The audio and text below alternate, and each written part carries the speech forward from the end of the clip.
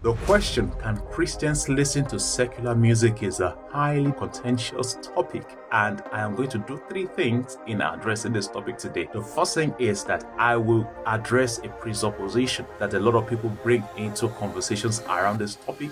I will give you two keys, filters if you will, to use when deciding what music to listen to or not to listen to. And the last is that I will reframe the question in such a way that you can give a definite yes or a definite no to the question. If you are ready, I am ready. So let's get right into it. There is one main presupposition that people have or bring to the discussion when talking about Christians being able to listen to secular music or not. And this presupposition is the assumption that all secular music is bad music. And I think this is false. Let's look at the definition. That is the definition of the word secular. It simply means without religious connection.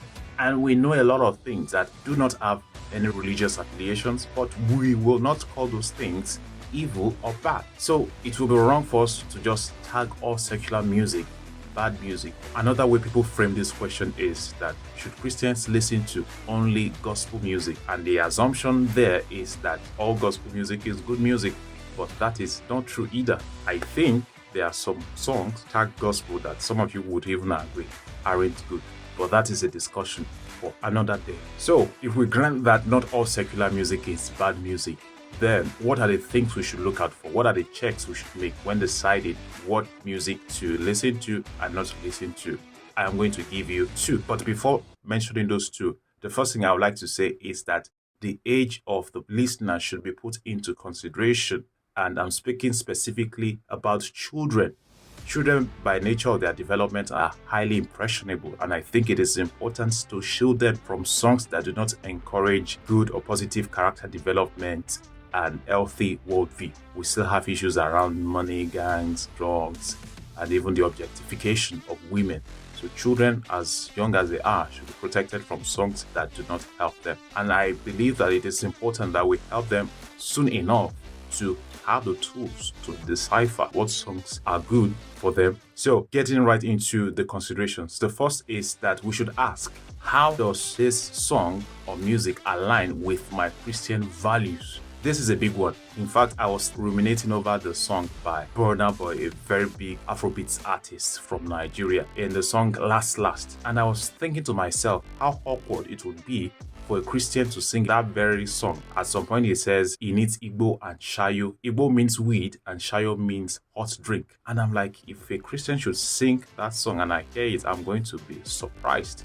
Not pleasantly surprised, at least. And the point is that there is a strong contradiction between Christian values and smoking and drinking.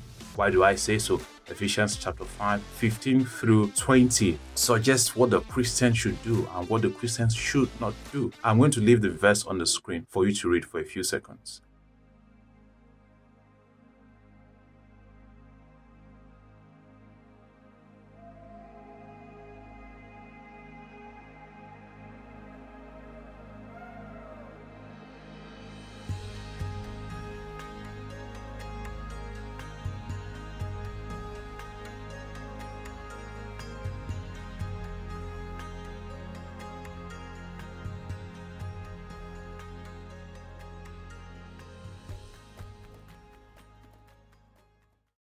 And the next is this: how does the song contribute to my Christian devotion? When you talk about your walk with God, your righteous living, relationship with God, does the song encourage that, or it actually does the opposite?